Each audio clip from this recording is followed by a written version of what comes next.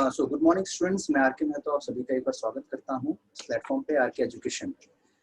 तो बच्चों, जैसा कि आप सबको पता है कि हमारी सीरीज चल रही है जिसमें कि हमने छुआ आकाश इस नाम की सीरीज है, जिसमें कि जो ऑलरेडी सिलेक्टेड स्टूडेंट्स हैं हमारे, हम उनको आपके सामने ला करके आपको मोटिवेट करने के लिए उनकी जर्नी आपके सामने शेयर कर रहे हैं, जिससे कि आपको कुछ ना कुछ इंस्पिरेशन मिले। बहुत से स्टूडेंट होते हैं जो डिप्रेशन में चले जाते हैं कि सर मेरा कितनी बार मैंने कोशिश करी है लेकिन हमारा एंड भी सिलेक्शन नहीं हो पाया है, 4 बार हो गया, 5 बार फेल हो गए हैं। तो लगातार आपको वो कंसिस्टेंसी बनी रहे, इसके लिए ही थोड़ा मोटिवेशन भी जरूरी है। तो आज हमारे सामने हमारे एक स्टूडेंट हैं जिनका नाम विकास है, जो कि इनकम टैक्स में है। खैर मैं क्या आपको बताऊं, ये सारी बातें आपको वो खुद ही बता देंगे। तो स्वागत करते हैं विकास जी का। विकास जी, आपका बहुत बहुत स्वागत है हमारे प्लेटफॉर्म पे। Thank you sir. Good morning कैसे हैं सर। आप Vikas ji? Good morning. Good मैं मॉर्निंग। बढ़िया हूँ सर, आप कैसे हो? बहुत अच्छे, बहुत अच्छे। हाँ, तो विकास जी, आप एक बार बताएंगे कि आप किस में पोस्टेड हैं और आपकी अभी क्या है, रैंकिंग क्या है, किस पोस्ट पे हैं सर आप? मैं अभी सेंट्रल विजिलेंस कमीशन में इंस्पेक्टर की पोस्ट पे पोस्टेड हूँ। इससे पहले मैं इनकम टैक्स में इंस्पेक्टर की पोस्ट पे पोस्टेड था। चलिए, बहुत अच्छे। तो विकास जी ये बताइएगा कि क्या आपने लाइफ में फेलियर्स देखे हैं? क्या आपके साथ ऐसा हुआ है कि बहुत बार आपने फेलियर्स झेला हो, टूट गए हो मन से बिल्कुल ऐसा? सर लाइफ में ऐसा तो कोई पर्सन नहीं होगा जिसने फेलियर्स ना देखे हो, बिल्कुल बिल्कुल और सही। मैं भी सेम हूँ। फेलियर्स मैंने भी देखे हैं लाइफ में। मैंने बिल्कुल। स्कूल टाइम से लेके और अपनी जॉब तक के फेलियर्स काफ़ी देखे हैं।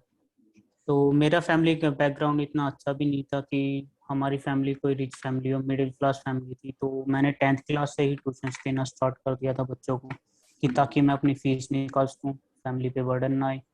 तो मैंने 12th पास आउट की आर्ट्स साइड से, और फिर मैंने उसके बाद में स्टेनो की क्लासेस स्टार्ट करी थी 12th पास आउट होते ही। तो मुझे 1 ईयर स्टेनो करते हुए 1 साल लग गया था स्टेनो सीखने में, प्रॉपर अच्छे से परफेक्ट बनने में। तो मैंने 2011 अगस्त से अपनी प्रिपरेशन स्टार्ट की थी गवर्नमेंट जॉब के लिए। तो मैंने जनवरी 2012 में फर्स्ट टाइम एग्ज़ाम दिया था एसएससी के लिए, लेकिन वो फर्स्ट अटेम्प्ट था तो मैं इतना अच्छा नहीं कर पाया था। और बहुत सारे बच्चे होते हैं जो फर्स्ट अटेम्प्ट में भी अच्छा कर शायद लेते आपने हैं। सेल्फ स्टडी से ही किया था सब कुछ, हाँ? हाँ, उस टाइम पे मैंने सेल्फ स्टडी से ही किया था, और सेल्फ स्टडी करने से मुझे कुछ आइडिया था नहीं ऐसा कि क्या आप तो करना है। आप तो मुझे बहुत बाद में मिले थे, मेरे बैच में तो काफी बाद आप आए थे। उससे पहले तो आपकी सिर्फ सेल्फ स्टडी ही रही थी काफी टाइम तक। आपने खुद से बहुत बच्चों को भी पढ़ाते थे आप शायद, और अपनी खुद की भी पढ़ाई करते थे, ऐसा कुछ था शायद आपका। हाँ जी सर, मैं आपसे तो 2017 में मिला हाँ, था उसी के। फर्स्ट टाइम बैच में राइट राइट। हमारा। उससे पहले मैंने कैरियर पावर इंस्टीट्यूट है जहाँ से मैंने सिर्फ सैटरडे संडेज के बैचेस ही राइट ज्वाइन राइट किए थे, राइट राइट। क्योंकि हाँ, मैं वही जॉब भी करता वही था। हम मिले थे शायद। हाँ जी सर, उसी इंस्टीट्यूट पे हम मिले थे, लेकिन हम हाँ, 2017 में मिले थे। लेकिन मैंने बिल्कुल। प्रिपरेशन जो स्टार्ट की थी वो 2012 सितंबर से स्टार्ट की थी, लेकिन मैं सिर्फ सैटरडे संडे के बैचेस लेता था। हाँ, वीकेंड्स के लिए। हाँ, क्योंकि मैं जॉब भी करता था प्राइवेट कंपनी में, और मैं साथ के साथ में ट्यूशंस भी करता था बच्चों को। तो कितना मुश्किल होता होगा जॉब भी हैंडल करना, फैमिली को संभालना और फिर अपनी तैयारी करना, काफी हेक्टिक रहता होगा। अच्छा, इससे पहले आपने कौन से एग्जाम, मतलब आपके ऐसे रहे होंगे जो आपका 1-2 नंबर की वजह से रह गया, जिसका मतलब बहुत दुख हुआ हो आपको? सर मेरा एसएससी का ही हुआ था जो 2012 में मैंने दिया था।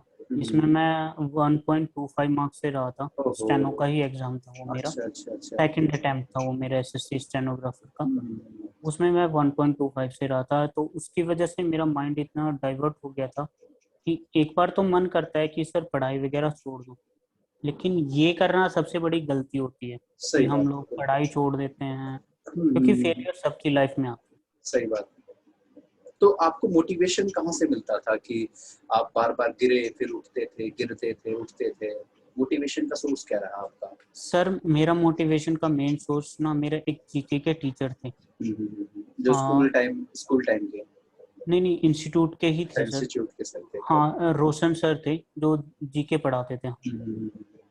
तो वो भी हमें कैरियर पावर पे ही जीके पढ़ाते थे। तो वो खुद से यूपीएससी की प्रिपरेशन कर रहे थे, और जब वो यूपीएससी की प्रिपरेशन कर रहे थे उस टाइम पे सिर्फ यूपीएससी 3 अटेम्प्ट ही देते थे, और जो कि उनके सर के 2 अटेम्प्ट हो चुके थे। तो उनकी वजह से मेरा मोटिवेशन इतना बढ़ा था कि अगर सर यूपीएससी में 2 बार फेल होने के बाद में भी ट्राई कर रहे हैं, तो मैंने तो अभी सिर्फ 2 ही हाँ, बार फेलियर फेस किया है। बिल्कुल बिल्कुल बिल्कुल। तो तो वहीं से वही आपको ये मेरा सीखने को मोटिवेशन मिला का कि जब वो सबसे नहीं बड़ा। रुके तो हम कैसे रुक सकते हैं। Yes sir. राइट राइट, बहुत अच्छी बात है ये तो देखो अभी आज के टाइम में जैसे कि आप देख रहे हो कि कोरोना की वजह से सब कुछ बंद है, स्टूडेंट्स की तैयारी लगभग छोड़ चुके हैं क्योंकि वैकेंसीज नहीं आ रही है।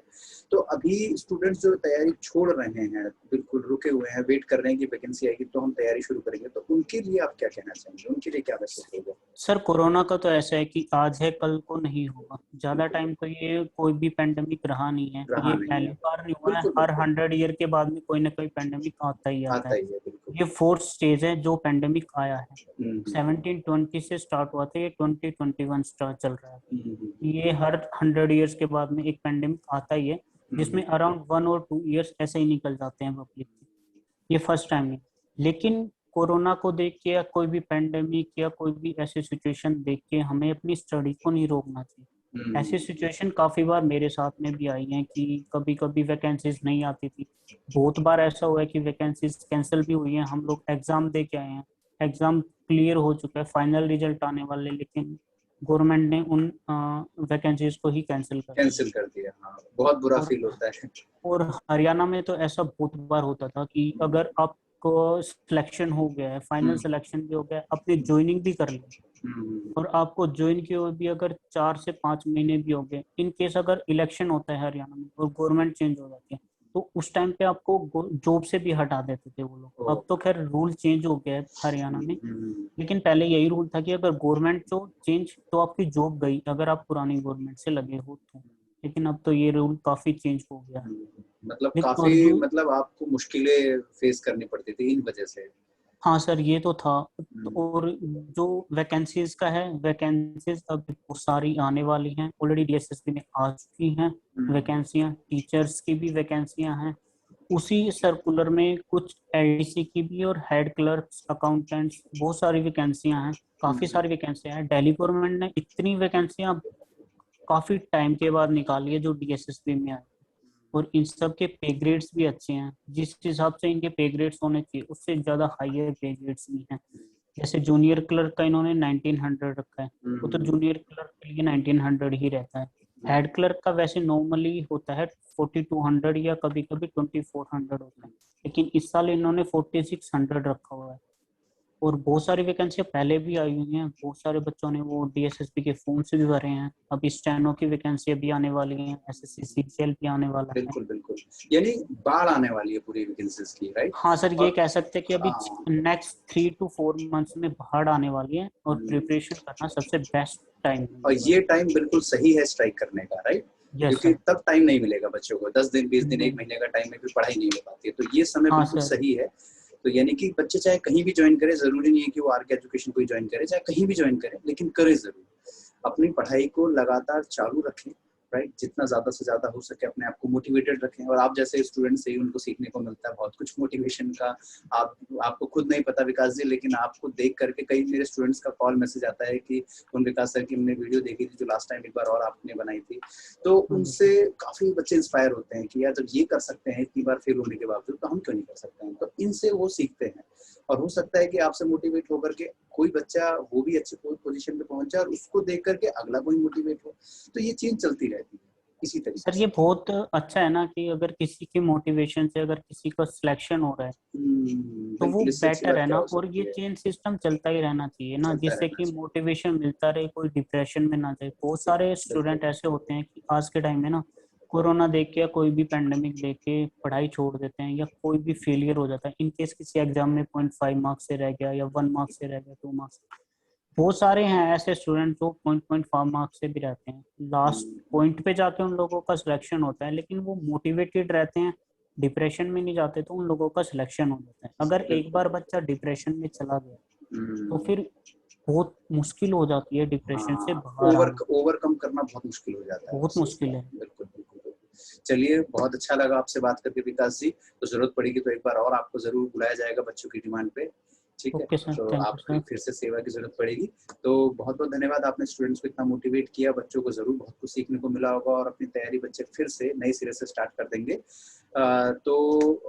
आप इसी तरीके से हंसते रहिए, मुस्कुराते रहिए, स्वस्थ रहिए और आगे बढ़ते रहिए जिंदगी में। ठीक थैंक है, यू सर। तो thank okay. You very much Vikas ji.